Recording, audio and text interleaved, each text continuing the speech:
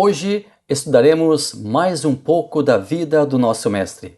O Senhor Jesus, como nós estamos estudando neste segundo trimestre de 2025, tem diversos títulos, tais como Água da Vida, Pão da Vida, Bom Pastor, Mestre, dentre tantos outros. Hoje nós iremos falar do caminho, da verdade e da vida, nomes que também são invocados para tratar da personalidade de nosso Senhor Jesus Cristo.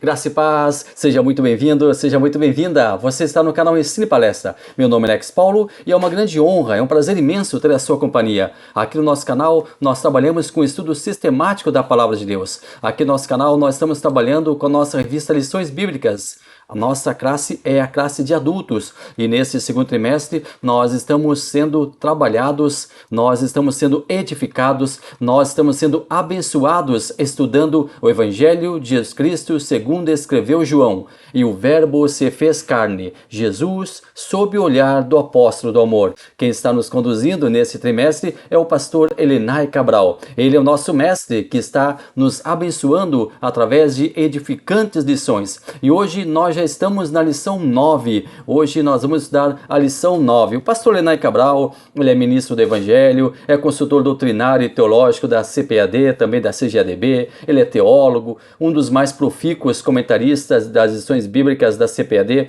e também um grande escritor. Várias obras dele publicadas pela CPAD, como por exemplo, Mordomia Cristã, A Defesa do Apostolado de Paulo, A Síndrome do Canto do Galo, O Tabernáculo, O Pregador Eficaz, dentre tantos outros. E nós estamos hoje, a partir desse exato momento, aqui iniciando o estudo que vai versar sobre o caminho, a verdade e a vida. Vem comigo, vamos juntos, vamos para mais um vídeo aqui no Ensino e Palestra.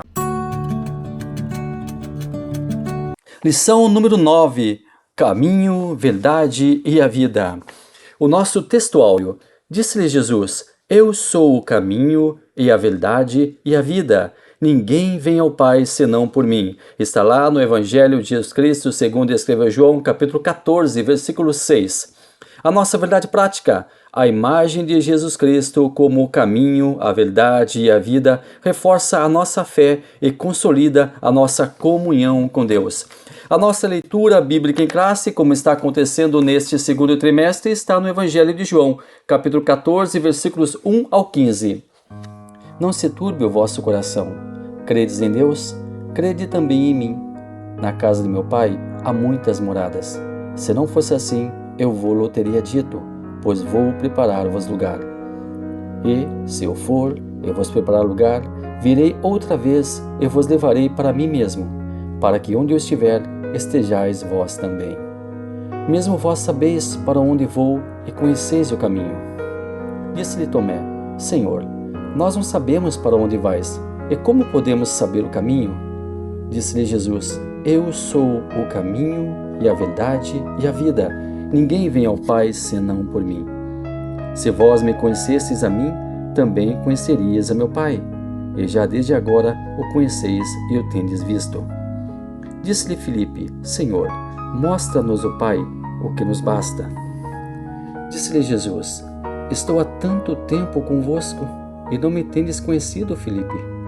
Quem me vê a mim, vê o Pai. E como dizes tu, mostra-me o Pai? Não crês tu que eu estou no Pai e que o Pai está em mim? As palavras que eu vos digo, não as digo de mim mesmo, mas o Pai que está em mim é quem faz as obras. Crede-me que estou no Pai, e o Pai em mim. Crede-me, ao menos por causa das mesmas obras. Na verdade vos digo que aquele que crê em mim também fará as obras que eu faço e as fará maiores do que estas, porque eu vou para meu Pai. E tudo quanto pedirdes em meu nome, eu o farei, para que o Pai seja glorificado no Filho. Se pedirdes alguma coisa em meu nome, eu o farei. Se me amardes, guardareis os meus mandamentos. Nós já estamos aí recebendo o nosso primeiro tópico, que vai versar sobre 3 subtópicos. O primeiro deles, o caminho, a verdade e a vida. O segundo, consolo no cenário de angústia. Terceiro, uma promessa gloriosa. Este é o primeiro tópico, intitulado Consolo e Promessa do Senhor Jesus. O caminho, a verdade e a vida. O capítulo 14 do Evangelho de João, sobre o qual nós estaremos estudando hoje, continua com a série de discursos de Jesus. Na verdade, ele está se despedindo de seus discípulos. Podemos dizer que Jesus está fazendo uma transição, deixando este mundo e indo para o Pai. Jesus queria que os seus seguidores ficassem conscientes de que tudo o que estava para ocorrer já havia sido decretado e não poderia ser de uma maneira diferente. Ao mesmo tempo, os discípulos deveriam ter a certeza que o ministério terreno de Jesus estava encerrando-se, mas o deles estava apenas começando. Eles seriam os percussores, eles seriam os multiplicadores, eles seriam os líderes de uma igreja que estava nascendo, os multiplicadores das boas novas, os multiplicadores do Evangelho, os propagadores do Evangelho. Nós temos nos capítulos 14, 15, 16 e 17 do Evangelho de João as instruções finais para que o ministério deles fosse relevante. E nós temos também ali no capítulo 17 uma linda oração, onde Jesus faz uma espécie de prestação de contas ao Pai e um singelo pedido para que assim como o Pai esteve com ele, continuasse com eles, com os discípulos, que se tornariam apóstolos. Eles que ficariam no mundo, mas o Filho pediu para eles que ficariam no mundo a proteção divinal sobre cada um deles. E essa maravilhosa prece recebeu o nome de oração sacerdotal. Está lá no capítulo 17 do Evangelho de João. Bom, mas nós vamos analisar o capítulo 14 de João. Jesus sempre utilizou situações do cotidiano para fixar sua mensagem. Por exemplo, a atividade pastoril, que era muito comum na sua época. E a partir daí, ele se autodenomina o bom pastor. Ao pedir um pouco de água para a mulher samaritana, revelou a ela que ele era a água da vida. Ao operar a fantástica multiplicação dos pães, ele se coloca como o alimento para a alma humana. Ele se coloca como o próprio pão da vida. Quando lavou os pés de cada um de seus discípulos, conforme nós vimos na semana passada, ele mostrou que mesmo um mestre, mesmo um líder, não tem impeditivo para servir seus liderados. Na lição de hoje, nós vamos conhecer um novo título, na verdade um título tríplice, se podemos assim chamar. Caminho, verdade e vida. Lembra que eu falei no início que Jesus utilizava-se de elementos do cotidiano para ensinar as suas verdades? Pois aqui acontece a mesma coisa, e nós já vamos ampliar. Por que Jesus utilizou a expressão caminho, a expressão verdade e a expressão vida? Calma, que isso tem uma razão muito especial de ser.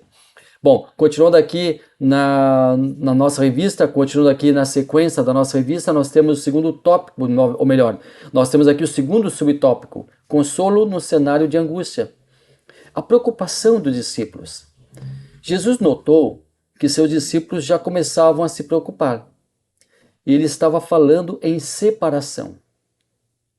Jesus estava deixando claro, deixando ciente, deixando patente, deixando ali bem claro, bem expositivo aos seus discípulos que ele estava indo para o céu, voltando para o céu.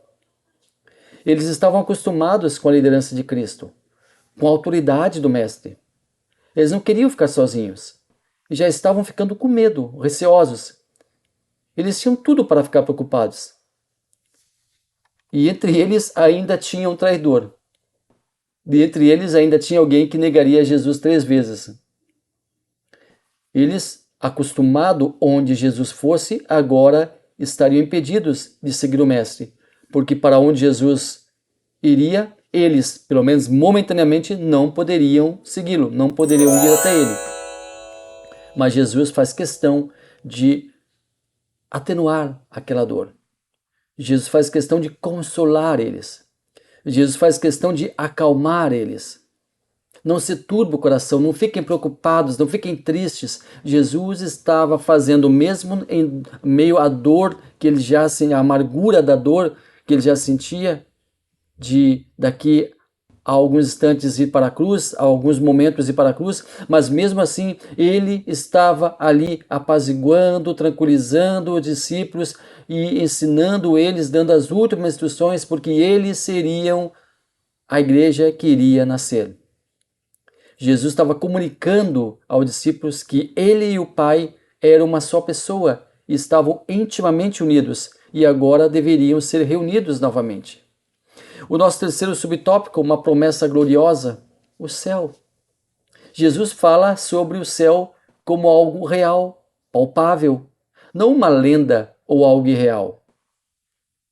Ele estava falando do seu próprio lar, dando a certeza a seus discípulos que eles também estariam lá. Ou seja, ele iria preparar lugar, iria preparar, nós podemos fazer essa comparação, ele iria preparar lugar, ele ia preparar hospedagem para que os seus discípulos também estivessem lá com ele no céu, lá com ele na glória. E assim, esse convite, na verdade, essa informação que ele passava para os discípulos também hoje serve para nós como guia, para saber que nós também um dia estaremos com Cristo no céu, estaremos com Cristo na glória. Jesus está falando que ele iria ao céu para pessoalmente cuidar de todos os detalhes, e ele não abriria mão da companhia de seus discípulos e queria vê-los nas moradas celestiais. O nosso segundo tópico, dúvidas, incertezas e enganos no caminho com Cristo. A dúvida de Tomé, as incertezas de Pedro e Filipe, o engano de Judas Iscariotes. A dúvida de Tomé. Jesus então começa a desvendar os acontecimentos. Ele começa a informar que estava indo para o Pai. Estava informando os seus amigos íntimos, os seus discípulos, que conviviam com ele. Ele estava indo para Deus. E aí tem a dúvida de Tomé. Senhor, não sabemos para onde vais. Como saber o caminho? Porque Jesus disse, vocês sabem para onde eu vou. E aí Tomé faz essa indagação. E Jesus dá então uma resposta que ecoa por todas as gerações como uma verdade absoluta que descortina um pouco sobre a doutrina da salvação. Tomé é um claro exemplo de dúvida, uma clara síntese da incredulidade de alguém que esteve tão perto do Mestre. Mas é importante salientar que talvez os acontecimentos que estavam por vir já estavam deixando Tomé meio desnorteado. Tomé foi um bem-aventurado, mais do que feliz, um agraciado por ter partilhado de um extenso convívio com Jesus. Ele fora testemunha ocular das obras de Jesus, dos testemunhos, dos milagres, das curas, das libertações, além de partilhar também dos ensinos de Jesus. Ele esteve tão próximo, tão perto, mas sua estranha incredulidade o fez distanciar-se. Isso nos faz lembrar que muitas pessoas que vivenciam inúmeras situações de vitórias, alegrias, conhecimentos e estão próximas de Deus, de repente se afastam por motivos que não cabe aqui enumerar. Infelizmente, temos em muitas igrejas pessoas que estão congregando há muito tempo, mas lhes falta uma convivência mais profunda com Cristo, um relacionamento mais eficaz. Porém, o texto aqui em questão, ele alude ao fato de Tomé ter perguntado: Senhor, nós não sabemos para onde vais. Tanto tempo, tantas explicações, tantas palavras, tantos ensinamentos, e Tomé ainda estava com dúvidas. Tomé, que partilhava tão perto dos ensinos de Jesus, ainda tinha as suas dúvidas. Mas não é só ele. Nós temos aqui no segundo tópico as incertezas de Pedro e Filipe. Replicou-lhe Filipe: Senhor, mostra-nos o Pai, e isso já nos basta. Filipe queria uma prova incontestável. Queria se guiar por uma certeza. Mas a resposta de Jesus foi veemente, foi cirúrgica. Filipe, há tanto tempo estou convosco e não me tens conhecido? Quem me vê a mim, me vê o Pai. Filipe, quem me vê a mim, também vê o Pai. E como tu dizes, Filipe, mostra-nos o Pai. Jesus é tão intimamente ligado ao Pai e Filipe não considerava isso, não sabia disso. Parece que ignorava isso. E o pedido de Filipe nos abre uma questão que sempre vem à tona. Veremos Deus no céu? Logicamente, as respostas variam. Não existe um consenso. Existem na Bíblia algumas passagens que enfatizam Deus, outras informam que Deus não pode ser visto, pois é Espírito. Ao Senhor Jesus nós veremos, falaremos com Ele, andaremos com Ele e muito provavelmente veremos Deus na face de Cristo. O próprio Jesus falou para Filipe: quem vê a mim, vê o Pai. Nós temos agora o terceiro subtópico, o engano de Judas Iscariotes. Existe um traidor entre nós. Jesus poderia ter levantado e dito assim: existe um traidor entre nós, desmascarado Iscariotes, deixado a máscara cair, fazer com que a máscara de Judas Iscariotes caísse por terra. Mas por que Jesus não se levantou, não se declarou como o injustiçado que seria traído por Judas? Não declarou ser Judas o enganador, ser Judas o traidor? Por quê? Já parou para pensar nisso? Por quê? Não declarou a todos que existia um farsante, um traidor? Simples. Triste e simples. Judas era um instrumento de Satanás para atrair Jesus. E por ele os soldados chegariam até o mestre. Uma questão levantada ao longo dos tempos: Judas estava predestinado a atrair o mestre? Não. Sobre ele não fora colocado um carimbo dizendo que estava predestinado, que não tinha escolha, que já estava condenado a ser o pivô da traição, que estava condenado a ser o agente do mal. A qualquer momento ele poderia arrepender-se e voltar atrás. Aliás, ainda dentro desse tema, muitos dizem que a ideia de Judas, que seria um zelote, e zelote era um grupo judaico que lutava contra a opressão romana, e Judas, sendo zelote, teria traído Jesus para que ele, Jesus, mostrasse o seu poder quando os soldados fossem prendê-lo. E aí Jesus se insubordinar, Jesus lutar, Jesus declarar guerra contra o exército e talvez até liderar uma grande rebelião contra Roma. Se isso for verdade, Judas deve ter ficado muito frustrado ao ver Jesus devolvendo ao soldado a orelha que Pedro precipitadamente havia decapitado. Jesus sabia que a sua hora era chegada e a sua missão teria que ser consumada na cruz do Calvário. Terceiro tópico, caminho, verdade e vida. Primeiro, eu sou o caminho. Segundo, eu sou a verdade. Terceiro, eu sou a vida.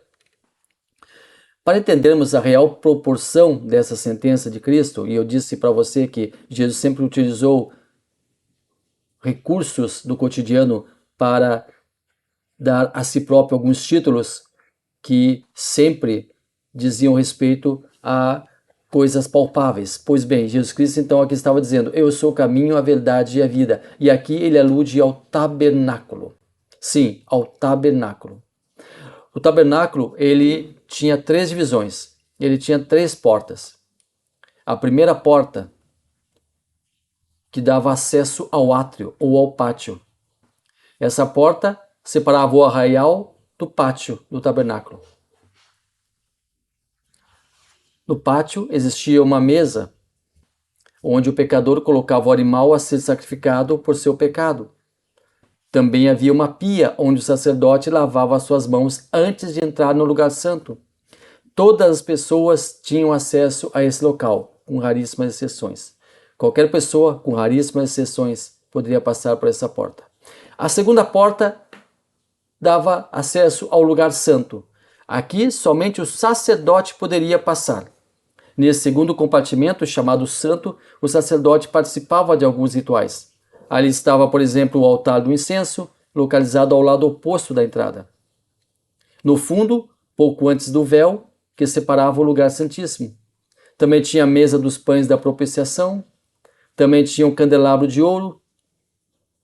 E aí tinha uma terceira porta, que era como um véu. E essa terceira porta dava acesso ao lugar santíssimo. Somente o sumo sacerdote poderia passar por essa porta somente uma única vez por ano. Era o lugar chamado Santo dos Santos ou o lugar santíssimo. O sacerdote, quando estava ali, ele fazia expiação por si próprio e também pelo povo. Pois bem, qual é o nome da primeira porta? A porta que dava acesso ao pátio, caminho. Qual o nome da segunda porta? A porta que dava acesso ao lugar santo, verdade. Qual o nome da terceira porta? A porta que dava acesso ao Santíssimo ou ao Santo dos Santos, vida. Primeira porta, caminho. Segunda porta, verdade. Terceira porta, vida. Eu sou o caminho, a verdade e a vida. Jesus, ele prefigurou o sacerdote, ele ofereceu a si mesmo por todos nós. Então ele também prefigurou o cordeiro. Jesus prefigurou o sumo sacerdote, porque ele também fazia expiação pelo povo. Jesus prefigurou todos os personagens aqui descritos. E interessante que quando ele morre, o véu, a terceira porta, se rasga de alto a baixo. E aí acaba a separação. Um lugar onde somente o sumo sacerdote poderia entrar, agora simbolizava que todos tinham acesso à presença de Deus, através da pessoa de seu Filho Jesus Cristo, que vinha para trazer novamente, unir novamente o homem, a criatura, ao Criador. Acabar com essa cisão, acabar com essa separação. Jesus Cristo caminho, Jesus Cristo verdade, Jesus Cristo vida. Hoje então nós estudamos sobre o caminho, a verdade e a vida. Hoje nós estudamos sobre mais 3 títulos de Jesus Cristo. Eu espero que você tenha gostado do vídeo, eu espero que você, se gostar desse vídeo, se estiver chegando agora no canal, se inscreva no canal, deixe o sininho ativado. Pedir a você que já tem o sininho ativado e não recebe as nossas notificações, por favor, desative o sininho e ative novamente, e assim você vai receber as notificações. E nós vamos na próxima semana com a 10ª aula. Nós vamos na próxima semana estudar mais um pouquinho sobre esse extremamente relevante evangelho, o evangelho de Jesus Cristo, segundo escreveu João. Muito obrigado pela sua companhia, muito obrigado a você que esteve até aqui conosco. Que Deus abençoe maravilhosamente a sua vida.